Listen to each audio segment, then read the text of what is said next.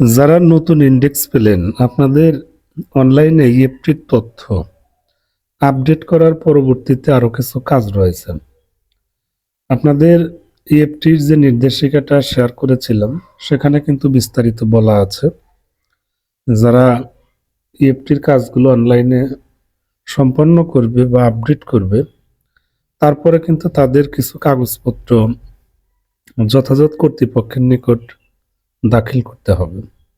যারা নিম্ন মাধ্যমিক বা মাধ্যমিক পর্যায়ের স্কুলে যারা আছেন, তাদের ইএফটির হার্ড কপিটা উপজেলা মাধ্যমিক শিক্ষা অফিসে জমা দিতে হবে। এবং যারা কলেজ পর্যায়ে আছেন, তাদের ইএফটির হার্ড কপিটা স্ব আঞ্চলিক কার্যালয়ে জমা দিতে হবে। আর কিছু প্রতিষ্ঠান আছে যেগুলো স্কুল অ্যান্ড কলেজ, মানে স্কুল সেকশনও আছে, কলেজ সেকশনও আছে। ওই ধরনের প্রতিষ্ঠানের ব্যাপারটাও একই, তবে ওই প্রতিষ্ঠানের স্কুলের গুলো ঠিক মাধ্যমিক পর্যায়ের স্কুলগুলোর মতোই উপজেলা মাধ্যমিক শিক্ষা কর্মকর্তার নিকট দাখিল করতে হবে।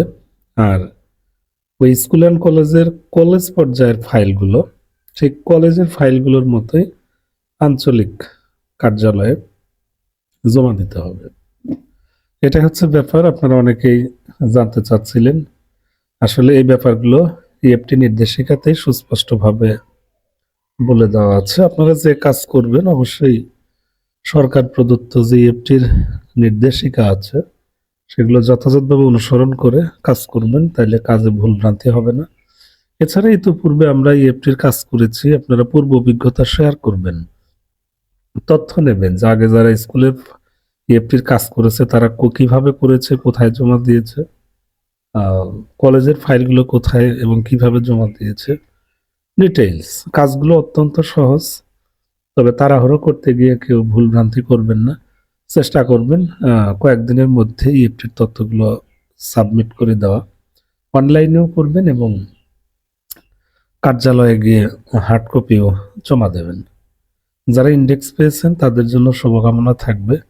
যারা পাননি, আপনাদেরকে অবশ্যই ডিসেম্বর মাসে এগুলো ফাইল প্রসেসিং হয়ে যাবে। তো আপনাদেরকেও ভবিষ্যতে ধরনের কাজ করতে হবে। ঠিক আছে, ধন্যবাদ।